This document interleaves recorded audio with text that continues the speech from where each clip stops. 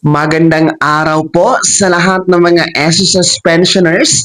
Narito po ating pakinggan mula sa SSS sa pamamagitan po kay Mr. Carlo Villacorta, ang ating SSS Vice President for Public Affairs and Special Events Division, mga kablags, na kung saan tungkol po ito dito sa dagdag pensyon o pension increase na ipapatupad simula ngayong September 2025, and to be exact, no, mauuna po ang ating mga first batch ngayong September 1. Ngayong Lunes po yan, mga kablags.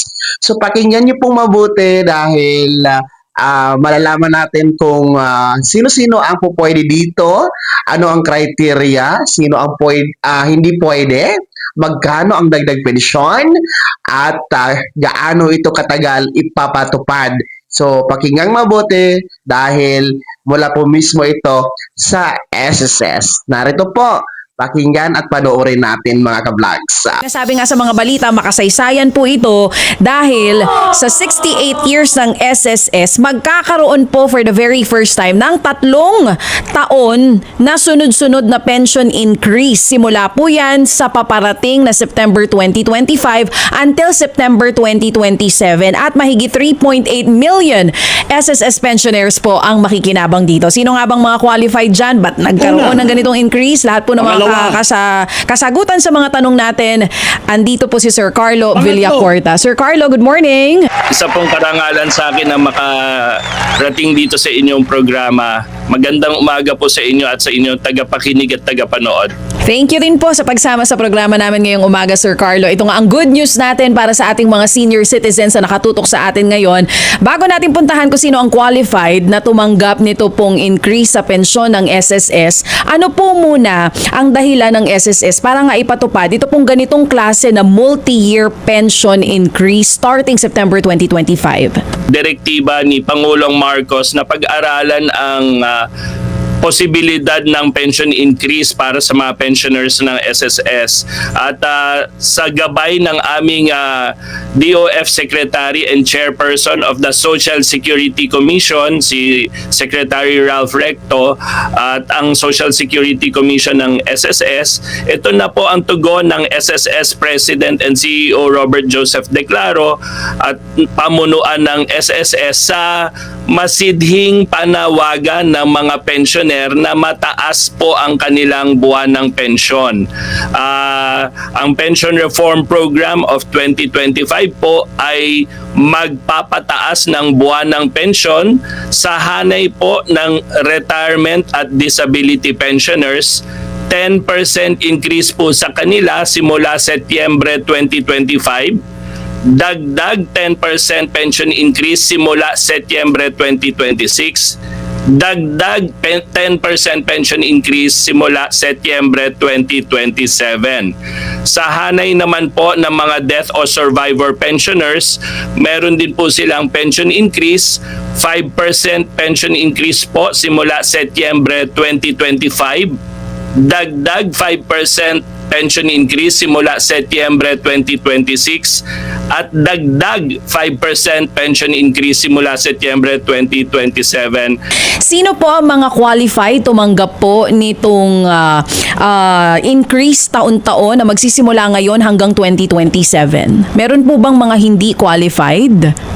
Opo, ang qualified po ay yung mga pensioner na po natin ngayon. As of August 31, 2025, kung kayo po ay pensioner na, qualified na po kayo dito. Wala po kayong gagawin kung kayo po ay pensioner na, bigla na lamang po, automatic na lamang po ninyo matatanggap ang aumento o ang dagdag sa inyong buwan ng pensyon. Mas linawin ko pa, ang basihan natin ay yung tinatawag nating contingency date. So kung kailan man tayo nag-retire, kung kailan man tayo nabalda o na-disable, o kung kailan tayo namatay para naman sa mga survivor pensioners, yun po ang kwentahan natin kung eligible tayo o hindi.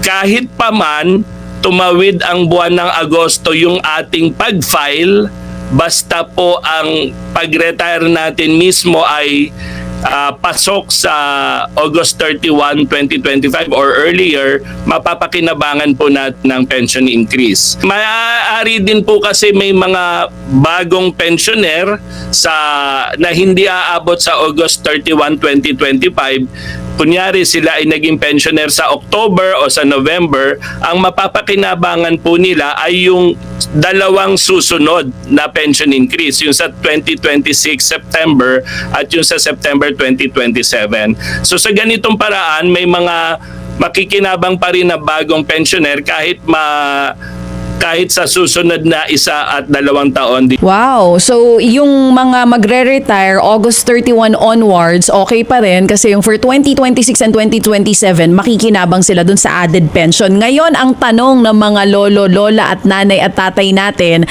magkano po ang magiging dagdag ngayong taon sa 2026 at sa 2027? Let's say for example, kung tinatanggap po nila ngayon ay 2,200 pesos per month, magkano po ang magiging dagdag niyan come September 2025? And dun sa maximum din, bigyan natin ng example, kung 22,000 something ang tinatanggap na nito mga pensioners natin, magkano rin po ang magiging dagdag sa kanila?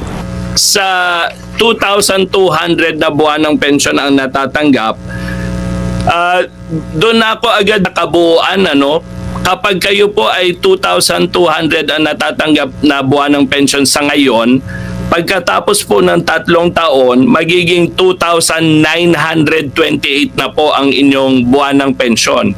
Tataas po ng 728 pesos. Yan naman po ay sa 2,200 na buwan ng pensyon ngayon.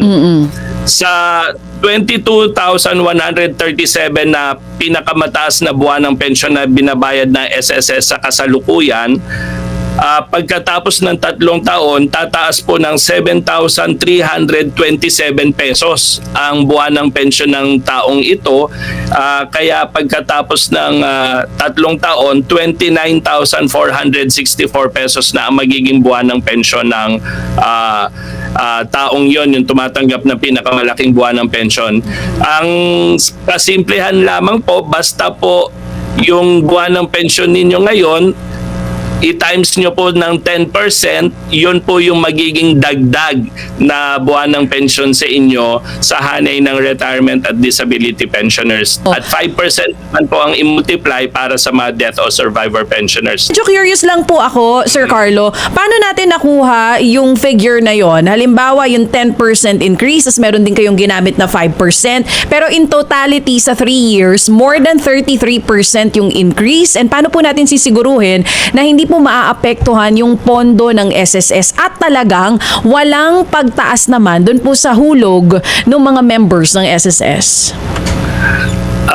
Ito po ay pagkatapos ng marami at masusing pagsasaliksik ng ating Chief Actuary at ng kanyang Actuarial Services Division kung ano po kaya ang pinakamaiging kombinasyon bilang tugon sa panawagan nga po na tumaas ang buwan ng pensyon ng mga pensioner na SSS. Mayroon pong prinsipyong gumagabay sa amin na nakasaad din po sa batas, Republic Act 11199 o Social Security Act of 2018. Yan po ay yung paghahanap buhay, pag-save at pag-invest para umunlad. Ibig sabihin, kapag marami ang contribution mo sa SSS, magiging mataas din po ang inyong benepisyo. Ngayon po, para sa retirement at disability pensioners, yung kanilang buwan ng pensyon na natatanggap nila ngayon ay hango o base sa sarili nilang contribution record. Sa banda naman ng mga death o survivor pensioners, ang kanilang buwan ng pensyon ay hango sa contribution record ng yumaong SSS member. Ganun pa man, gusto pa rin natin increasean ang buwan ng pensyon ng lahat, kaya po pati ang survivor pensioners ay tataasan natin ng buwan ng pensyon 5% po every year for the next 3 years. Kayo po ay sinisigurado ninyo sa mga miyembro ng SSS na walang magiging problema sa pondo dahil napag-aralan po itong maigi.